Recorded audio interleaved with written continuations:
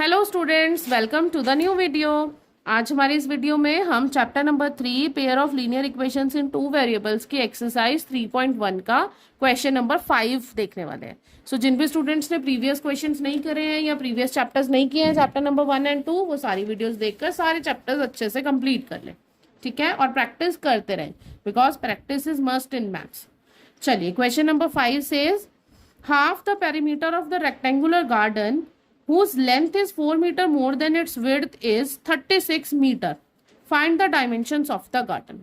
आपको बोला है एक आपका रेक्टेंगुलर गार्डन है, ठीक है, जिसमें उसकी लेंथ और विड्थ में हमें एक कंडीशन गिवन है, राइट एवरीबडी। अब देखिए, अब हम क्या करते हैं, सबसे पहले एज्यूम कर लेते हैं let the length of the garden is x meter and width is y meters, ठीक है। So suppose this is your length, this is your width। अब क्वेश्चन में बोला है perimeter. So perimeter find out करने के लिए क्या करते हैं हम, perimeter mean sum of all the boundary of the rectangular park. So अगर ये x है लेंथ तो ये भी x होगी, ये y है तो ये भी y हो जाएगी। सो हमने पेरीमीटर का फॉर्मूला तो पढ़ा ही है छोटे क्लासेस से। क्या होता है, perimeter is 2 into length plus breadth, that means 2 times आपने x और 2 टाइम्स आपने y प्लस किया है। So that's why it becomes 2 into x plus y, ठीक है। Now according to the question first condition क्या गिवन है, length is 4 metre more than its width. Now length आपने क्या एज्यूम करी थी x, विड्थ आपने एज्यूम की थी y। अब आप मुझे बताइए लेंथ 4 ज्यादा है विड्थ से, तो आप 4 को किस साइड पर प्लस करेंगे। मोस्ट प्रोबेबली स्टूडेंट्स यही मिस्टेक करते हैं, वो 4 को इस x के साथ प्लस करते हैं। अब देखिए, अगर आपने 4 को लेंथ के साथ प्लस किया तो वैल्यू किसकी इंक्रीज होगी, वैल्यू आपकी विड्थ की इंक्रीज हो गई। आप बोल रहे हैं कि अगर आप x में 4 प्लस कर दो तो ये इक्वल टू y हो जाएगा। y की वैल्यू बढ़ा दी आपने, बट हमें तो लेंथ की वैल्यू इंक्रीज करनी थी, तो आप 4 को कहाँ प्लस करेंगे, विड्थ के साथ प्लस करेंगे। दैट मीन्स जो लेंथ है वो विड्थ से 4 ज्यादा है। So x is equals to y plus 4 will be the correct. Now side change कर लीजिए, so x minus y is equals to 4। This is your first equation. I hope this is clear to all. Now according to the question second condition क्या कह रही है, perimeter जो है वो rectangular, half perimeter जो है वो 36 मीटर है। So we know the perimeter is 2 into x plus y, और इसका half means upon 2, that is equals to 36। ये 36 गिवन है।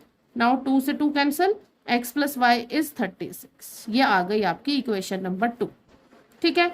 अब हमें क्या करना है, सिंपली दोनों इक्वेशंस को सॉल्व करके किसी भी मेथड से x और y की वैल्यूज फाइंड आउट करनी है, ठीक है। सो जब भी आपको ऐसी इक्वेशन मिले जिसमें एक वेरिएबल पॉजिटिव है एक वेरिएबल नेगेटिव है, तो आप हमेशा एलिमिनेशन मेथड यूज कर लीजिए। वैसे आप कोई भी कर सकते हैं, no matter.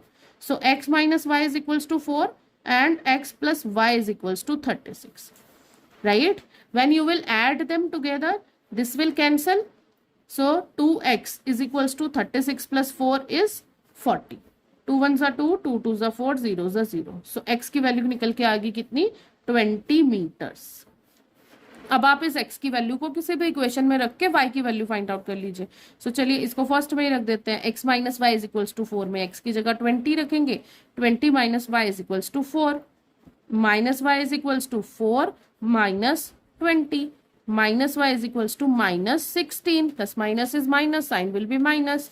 Now this minus sign to minus sign cancel, so y की वैल्यू कितनी निकल के आ गई, 16 मीटर्स। सो आपकी लेंथ हो गई 20 मीटर्स, विड्थ हो गई आपकी 16 मीटर्स। और आप चेक भी कर सकते हैं, देखिए कंडीशन भी सेटिस्फाइड हो रही है आपकी, जो लेंथ है वो विड्थ से 4 ज्यादा है, राइट। इसको आप प्रॉपरली लिखकर अच्छे से लिख दीजिए बस। दिस इज योर सॉल्यूशन, ठीक है।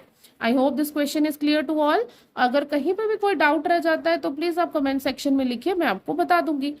ओके, सो चलिए करते हैं next question. Question number 6 says, given the linear equation 2x plus 3y minus 8 equals to 0, write another linear equation in two variables such that the geometrical representation of the pair so formed is intersecting lines, parallel lines and coincident lines.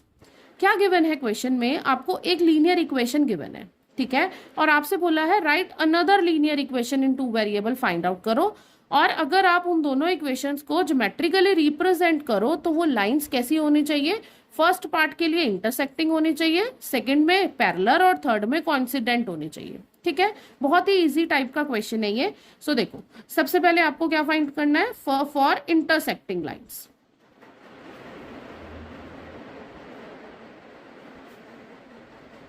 आप सबको पता है intersecting lines के लिए condition क्या होती है, condition is when you will find the ratio of a1 upon a2 that is not equals to b1 upon b2 है। तो ये दोनों लीनियर इक्वेशंस कैसी होती हैं, आपकी इंटरसेक्टिंग लाइंस होती है, यूनिक सॉल्यूशन होता है इनका, है ना। सो अब आप क्या करेंगे, पहले आपकी जो गिवन इक्वेशन है वो लिख लीजिए, 2x plus 3y minus 8 equals to 0। यहाँ पर a की वैल्यू a1 है 2, b1 है 3 और c1 है -8। ठीक है, अब आपको इसी के जैसे ही एक और लीनियर इक्वेशन बनानी है, और आपको क्या कौन सी कंडीशन प्रूफ करनी है कि जो a1 अपॉन a2 की वैल्यू है वो b1 अपॉन b2 की वैल्यू के इक्वल नहीं होनी चाहिए। So that means in simple language आप b1 और b2 that means a1 a2 और b2 के प्लेस पर कोई भी वैल्यू लिख दो जो कि 2 और 3 ना हो। यहाँ पर a1 2 है, b1 3 है, सो दूसरी इक्वेशन में a1 और a2 और b2 कुछ और लिख दो, आपका आंसर हो जाएगा। सो चलिए हम क्या करते हैं, सपोज a2 की जगह पे मैंने लिख दिया 3x प्लस 3y की जगह मैंने लिख दिया 7y माइनस कॉन्स्टेंट आप कुछ भी लिख लीजिए, anything, this will be your answer. आपको कुछ और समझ में आ रहा है, आपने लिखना है suppose 11x plus 9y plus 4 equals to 0। So any equation you can write. अब अगर आप इन दोनों इक्वेशंस का, इस वाली का और इन दोनों में से किसी एक का अगर रेशियो फाइंड आउट करेंगे तो a1 अपॉन a2 की वैल्यू b1 अपॉन b2 की वैल्यू के इक्वल नहीं आएगी। सो चलिए चेक कर लेते हैं, suppose a1 upon a2 find out करते हैं इन दोनों इक्वेशन से। ठीक है, सो a1 is 2, a2 is 3, ratio बना 2 अपॉन 3। ऐसे ही b1 upon b2 find out करते हैं, b1 इज 3, b2 इज 7। तो देख लीजिए क्या ये इक्वल है, नहीं है। ऐसे ही आप कोई भी वैल्यूज लिख लेंगे तो वो इक्वल नहीं होगा। तो ये हो गई आपकी सेकंड आंसर। अब second is for parallel lines. ये क्वेश्चन करने के लिए आपको सबसे पहले टाइप्स ऑफ सॉल्यूशंस पता होने चाहिए। अगर आपको यही नहीं पता आपको कंपैरिजन किससे करना है, तब आप ये क्वेश्चन नहीं कर पाएंगे। ठीक है, और इसके लिए आपको क्या करना है, सबसे पहले वाला चैप्टर का जो इंट्रोडक्शन वीडियो है वो देखना है। ओके, सो चलिए, पैरेलल लाइंस होने की कंडीशन क्या होती है, जब a1 अपॉन a2 इक्वल है b1 अपॉन b2 के, but it is not equals to c1 upon c2 है। दैट मीन्स जो हमारी लीनियर इक्वेशन गिवन है 2x plus 3y minus 8 equals to 0, इसमें हम a1 और b1 की वैल्यूज तो सेम लेंगे, लेकिन बस हमें किसमें चेंज करना है, c1 अपॉन c2 की वैल्यू में। c1 माइनस 8 है तो c2 को कुछ भी दूसरा नंबर इज्यूम कर लो। So that will be 2x plus 3y minus 1 ले लिया सपोज मैंने। सो अगर अब आप c1 अपॉन c2 का रेशियो फाइंड आउट करेंगे तो कितना आएगा, minus 8 upon minus 1 that is 8 upon 1। So that is also proved. ठीक है, या आप अगर a1 और b1 की वैल्यू भी चेंज करना चाहते हैं तो आप क्या करेंगे, आप इस पूरी इक्वेशन को 2 से मल्टीप्लाई कर दीजिए। सो 2 2 जा 4x प्लस 2 3 जा 6y माइनस 2 8 जा 16 equals to 0। That can be your answer.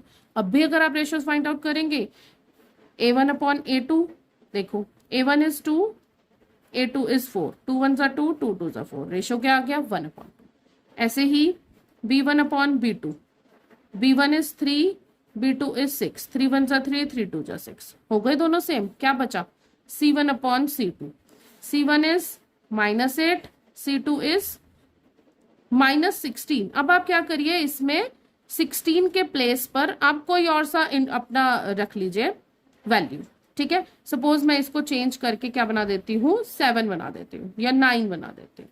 So that will be -9. Now minus to minus cancel. So that will be your solution. Right everybody?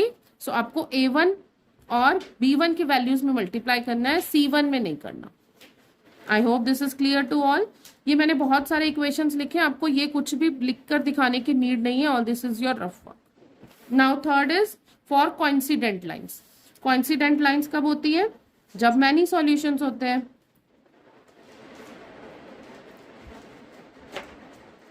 और मैनी सॉल्यूशंस कब होंगे, जब तीनों ही रेशियोज आपके equal होंगे। So your given equation is 2x plus 3y minus 8 equals to 0।